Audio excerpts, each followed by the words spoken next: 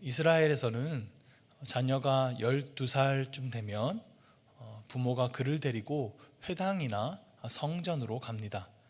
성전에서, 회당에서 하나님께 이 아이를 바치는 의식을 하는데요, 바 미스파 의식이라고 합니다. 일종의 성인식입니다. 12살이 되기 전에는 아버지의 책임 아래에 있어요. 그러나 이 성인식을 한 이후에는 이제 스스로 책임을 지는 성인으로 인정을 받게 됩니다. 근데 이것을 회당이나 성전에서 하는 이유는 하나님 앞에서 그가 이제 종교적인 의무들, 하나님의 말씀을 지키는 그 책임을 지는 존재가 되었다는 뜻이기 때문입니다. 또한 이 성년식을 통과해야 아버지의 재산을 상속받을 수 있는 권리를 갖게 됩니다. 로마 시대에는 대략 한 16살 정도, 근데 한 14살부터 17살 이 사이에 아버지가 원하는 때에 성년식을 했어요. 그들은 토가라고 부르는 아주 긴 옷을 입고 이제 이 아이가 성인이 되었다는 것을 선포합니다. 성년식을 하고 나면 역시 성인으로서의 책임적 존재가 됩니다. 그리고 부모로부터 재산을 상속받을 수 있는 권리를 갖게 되죠. 당시의 이 문화에서 성년식을 하기 전에는 사람 취급을 못 받았어요. 아이는 사람 취급을 못 받았어요. 아무리 높은 사람의 자녀여도 그랬습니다. 종처럼 대우를 받았습니다. 지난 시간에 초등교사 이야기를 했었는데요, 종 중에서 자녀를 훈육할 초등교사를 선택해서 아이를 훈육하게 했어요. 이 초등교사는 아이를 회초리로 때릴 권한까지 있었습니다. 아무리 고위직의 자제여도 그 종 출신인 초등교사가 회초리로 때릴 수 있었어요.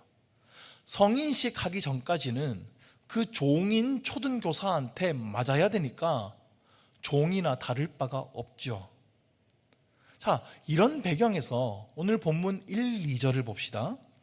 내가 또 말하노니 유업을 이을 자가 모든 것의 주인이나 어렸을 동안에는 종과 다름이 없어서 그 아버지가 정한 때까지 후견인과 청지기 아래에 있나니. 자, 유업을 이을 자라는 인물이 나오죠. 아들입니다. 아버지의 유산을 이어받을 상속자입니다. 근데 그가 성인이 되기 전에는 종과 다름이 없다는 거예요. 후견인과 청지기의 아래에 있기 때문입니다. 후견인과 청지기는 전부 종입니다. 후견인은 아이를 돌보아주는 사람입니다. 아이를 돌보아주고 가르치고 또 행실을 잘 잡아주고 관리해주는 종이죠. 청지기는 재산을 맡아서 관리하는 종입니다.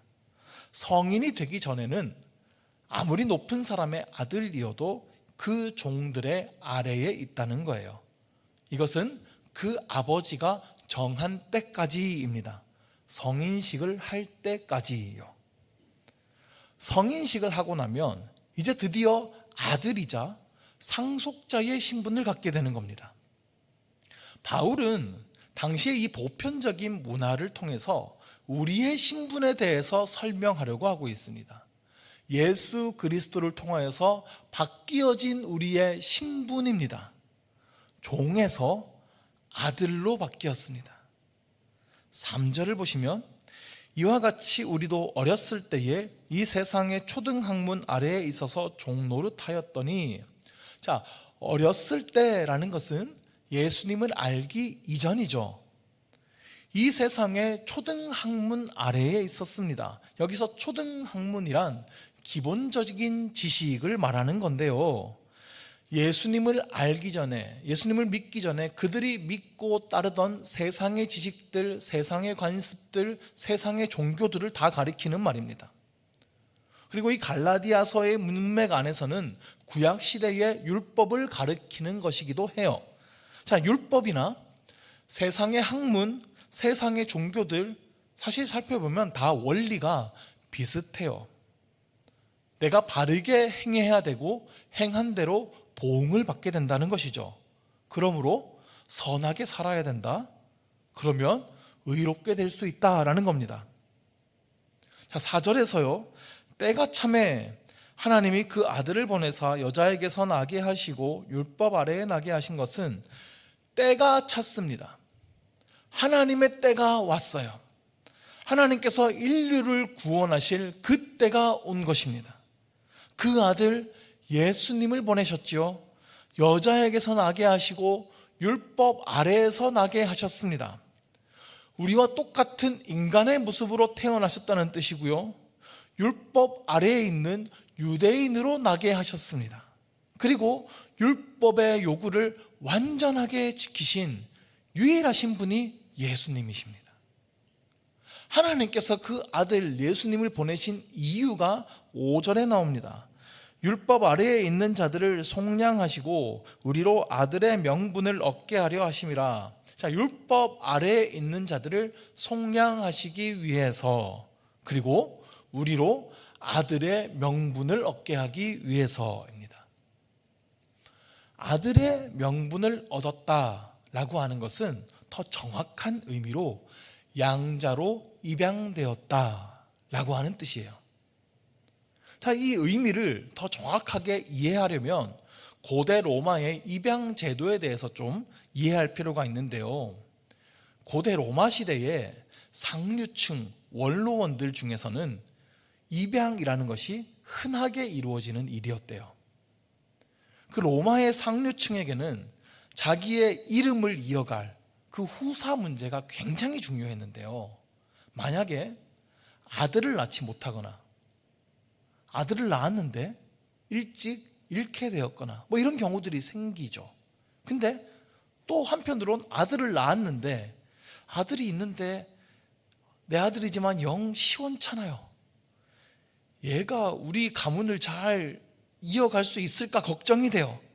능력이 부족한 경우에 이런 경우들에 자식을 입양하는 경우들이 많았다는 겁니다. 보통 하위층의 자녀들 중에서 좀 똘똘한 아이들을 이제 입양하는데요. 그 하위층에서도 자식을 고위층에 입양시키는 것을 굉장히 기회로 여긴 거예요. 이 자녀를 입양 보내면 입양하는 쪽에서 그 집안에다가 많은 돈을 또 보상해 줍니다.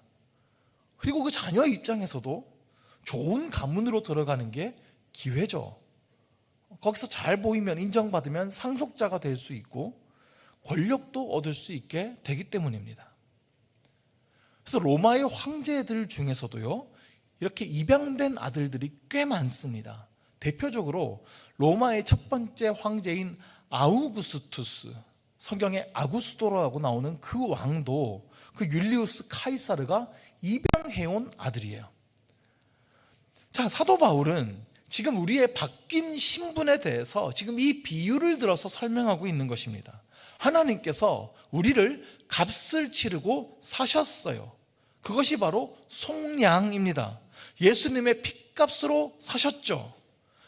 그렇게 돈으로 주고 사시고 하나님의 아들로 입양된 존재가 우리라는 거예요. 그런데 만왕의 왕의 아들로 입양된 것입니다. 이건요 정말 엄청난 일인 거예요. 여러분 한번 이런 상상을 한번 해보십시오. 지금은 돌아가신 분이지만 그 삼성의 이건희 회장이 갑자기 여러분 앞에 나타났어요. 야, 너는 사실 내가 잃어버렸던 내 자녀야. 이제 우리 집에 들어와서 살아라. 그러면 이거 얼마나 놀라운 일입니까? 갑자기 제가 별 볼 일 없던 제가 삼성의 상속자가 되는 거예요. 이거 엄청난 일이잖아요. 생각만 해도 좋으신 분들이 몇 분 계신 것 같은데. 6절이죠. 6절을 보시면, 자, 너희가 아들임으로 하나님이 그 아들의 영을 우리 마음 가운데 보내사 아빠 아버지라 부르게 하셨느니라. 우리가 이제 하나님의 아들이 되었다는 거예요. 그리고 그 아들의 영을 우리 마음 가운데 보내셨습니다. 아들의 영이란 예수님의 영, 즉 성령님이죠. 예수님께서는 하나님을 아버지라고 부르셨어요. 그리고 그 예수님의 영이 우리 안에 오셔서 우리도 하나님을 아버지라고 부를 수 있게 됐습니다. 오늘 본문에서 아빠, 아버지라고 부르게 하셨다고 말씀합니다. 전 세계 어디에서나 어느 언어에서나 아빠하고 엄마라고 하는 단어는 발음이 거의 다 비슷합니다. 아마도 아이가 태어나서 처음 하는 말이 엄마 할 거고 그 다음에 하는 말이 아빠라서 그런 것 같아요. 그런데 유대인들의 언어인 아람어에서도 아빠예요. 하나님을 그렇게 우리가 아빠라고 부를 수 있게 되었다는 겁니다. 이게 엄청난 일인데 구약 시대에는요, 하나님을 아버지라고 부르는 것에 대해서도 상상을 못했어요. 하나님의 이름은 거룩하신데 감히 그 이름을 입에 담지도 않았습니다. 하나님 성경을 읽다가도 하나님 여호와 나오면 하고 넘어갔단 말이에요. 근데 감히 하나님께 아빠라뇨. 하나님을요 이렇게 친근하게 부를 수 있는 것은 엄청난 권세입니다. 아까 제가 이건희 회장의 예를 들었는데요, 사람들이 전부 다 그분 앞에 막 머리를 조아리고 회장님이라고 부르고 깍듯이 모십니다. 그런데 그분을 아빠라고 부를 수 있다면, 언제든 그분에게 달려가가지고 막 그 품에 안길 수 있는 존재라면 이거 얼마나 대단한 권세입니까? 자, 그러면 천지를 지으시고 다스리시는 그 하나님, 그 하나님을 우리가 아빠라고 부를 수 있다는 것은 엄청난 특권인 것입니다. 우리의 신분이 이렇다는 것을 우리가 분명히 기억해야 합니다. 오늘 7절 말씀에서 그러므로 내가 이후로는 종이 아니요 아들이니 아들이면 하나님으로 말미암아 유업을 받을 자니라. 우리는 이제 종이 아니고 아들이라고 강조하고 있습니다. 예수님의 핏값으로 우리를 사셨습니다. 하나님께서 친히 입양하신 하나님의 상속자라는 거예요. 종과 아들의 차이가 얼마나 큽니까? 종은 가난합니다. 근데 아들은 부자예요. 종은 자유가 없습니다. 매여 있죠. 근데 아들은 자유합니다. 종은 주인의 법 아래에 있습니다. 근데 아들은 아버지의 사랑 아래에 있습니다. 종은 주인이 시키는 것을 하지만 아들은 아버지의 성품과 행동을 닮아가는 존재예요. 종은 그 주인의 재산을 대신 관리하는 사람에 불과하지만 아들은 그 재산을 물려받을 상속자예요. 그러니까 그 집에서 같은 일을 하더라도 일하는 태도가 다르겠죠. 종은 월급 받고 일합니다. 잘하면 승진할 수도 있고 뭐 인센티브 같은 것도 받을 수 있겠지만 못하면 사고 치면 쫓겨나게 될 수도 있죠. 근데 아들은요, 상속자는 쫓겨날 일이 없어요. 아무리 사고 쳐도 안 쫓겨납니다. 벌은 좀 받겠지만, 잘못하면 혼은 좀 날 수 있겠지만 쫓겨날 일은 없단 말이에요. 잘리지 않으려고 초조해야 할 필요가 없습니다. 그러니까 힘든데 죽겠는데 하기 싫은데 월급 받으려고 억지로 하는 일이 아니에요. 이건 내가 이어받아야 될 나의 사업체 유업이니까요. 최선을 다해서 이 사업을, 이 회사를 키워내려고 하겠죠. 교회 안에도 종이 있고 상속자가 있어요.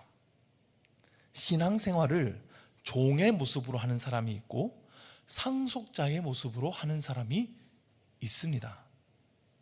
종은 시키니까, 누가 없으니까 그냥 억지로 합니다. 하기 싫은데 어쩔 수 없으니까 해요. 그리고 내가 이만큼 일을 하면 뭔가 보상이 있기를 바랍니다. 신앙생활을 의무감 때문에 합니다. 안 하면 하나님께 혼날까 봐 합니다.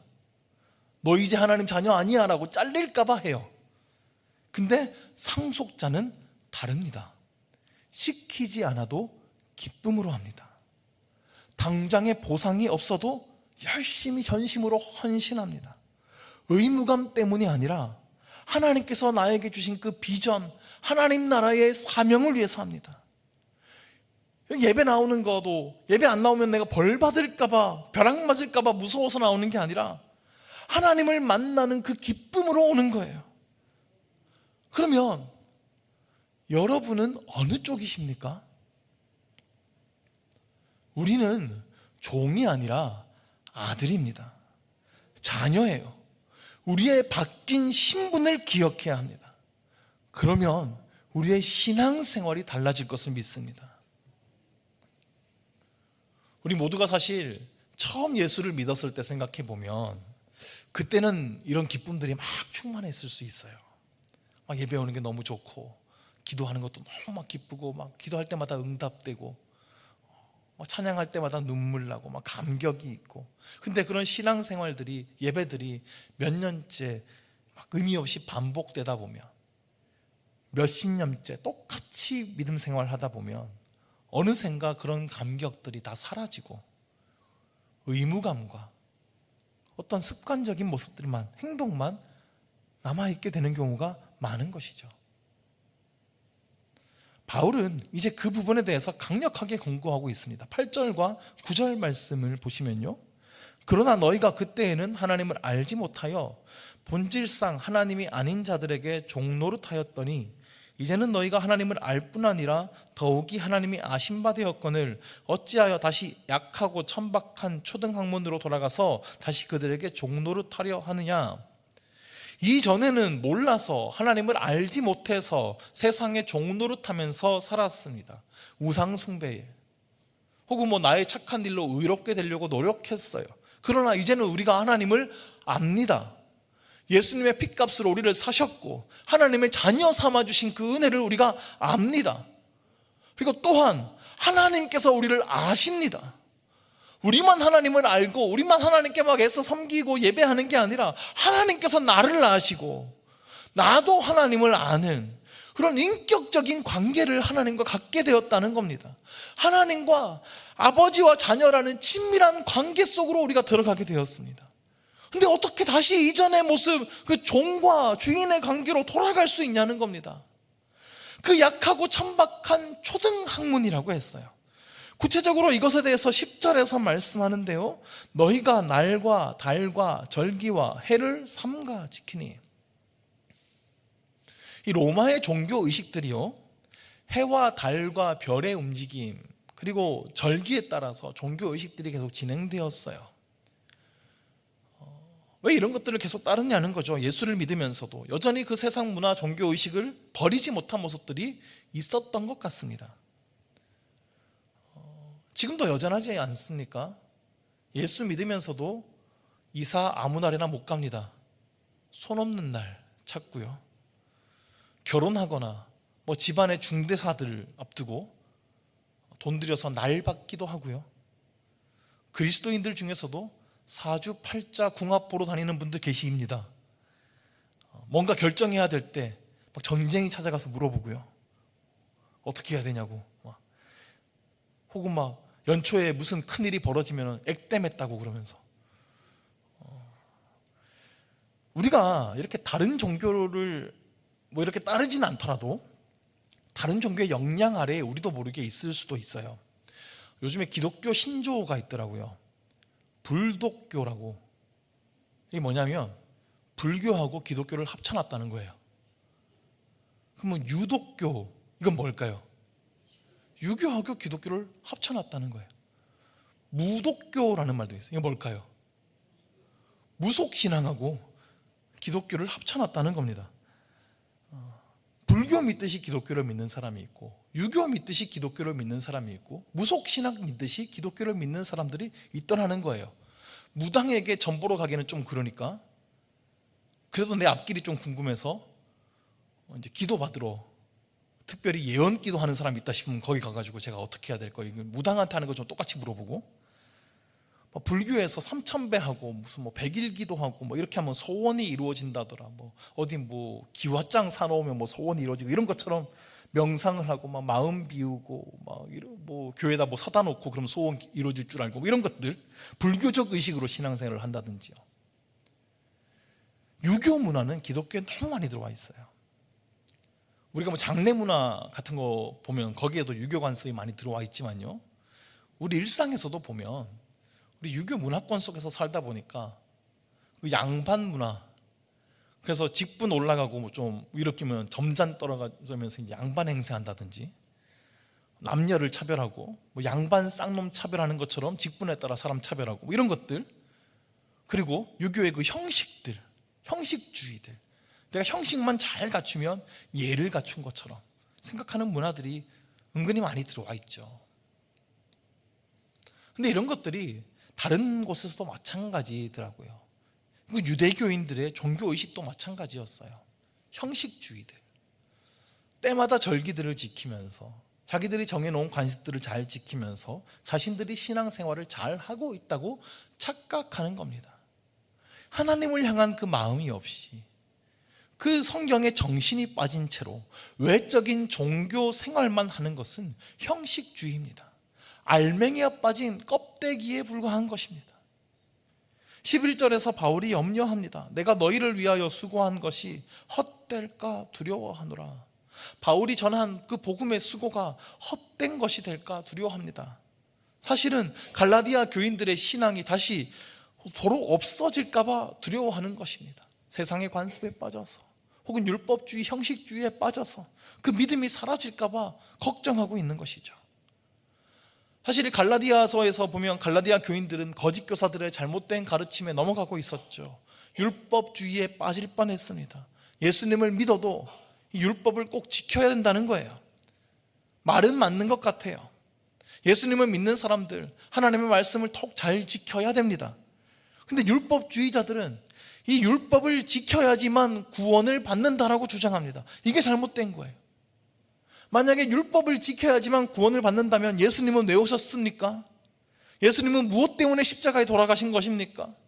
율법을 지키는 것으로는 구원을 도저히 받을 수가 없기 때문에 예수님께서 오신 것입니다. 예수님께서 내 죄를 다 용서해 주시고 해결해 주셨다는 것을 믿는 믿음으로만 구원을 받는 거예요. 근데 이것을 믿는 사람은 이제 기쁨으로 말씀을 지켜나갑니다. 나를 구원해 주신, 나 같은 사람을 건져주신 하나님의 크신 은혜에 내가 기쁨으로 보답하려고 하는 것이죠.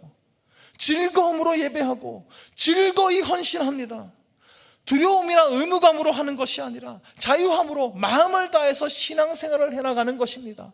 하나님을 더욱 알기를 원하고 하나님께서 기뻐하시는 것이 무엇인지를 더욱 알기를 원하고 그 말씀대로 살아가기를 위해 기쁨으로 힘써 나가는 것입니다. 의무감으로 형식적인 신앙생활을 하는 것은 율법에 매여 있는 삶을 사는 것입니다.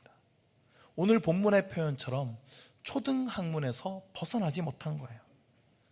다른 표현으로 아직 율법 유치원을 졸업하지 못한 거예요. 하나님의 자녀된 사람은 자유함으로 이 구원에 대한 감격으로 신앙생활을 합니다. 은혜대학교에 사는 사람이에요. 둘은 비슷해 보여도 큰 차이가 있어요.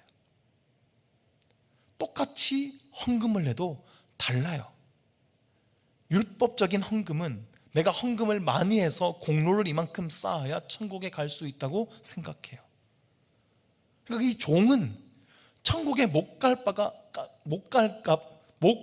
봐 두려워서 헌금을 드리는 거예요. 세상에서 제일 불쌍한 사람이에요. 그 헌금 그만큼 하고 천국 못 가면 어떻게 되는 겁니까? 천국은 돈으로도 못 가잖아요. 믿음으로만 가는 곳인데요. 자녀는 하나님의 놀라운 은혜에 감사해서 드립니다. 하나님을 향한 사랑의 응답으로 드립니다. 나 같은 인간을 구원해 주시고 나를 자녀 삼아 주시고 나를 자유하게 해주신 그 크신 은혜, 지금도 나를 여전히 지켜주시고 앞으로도 인도하실 그 은혜가 내 가슴에 진정으로 부딪혀 온다면 감사할 수밖에 없는 것이죠.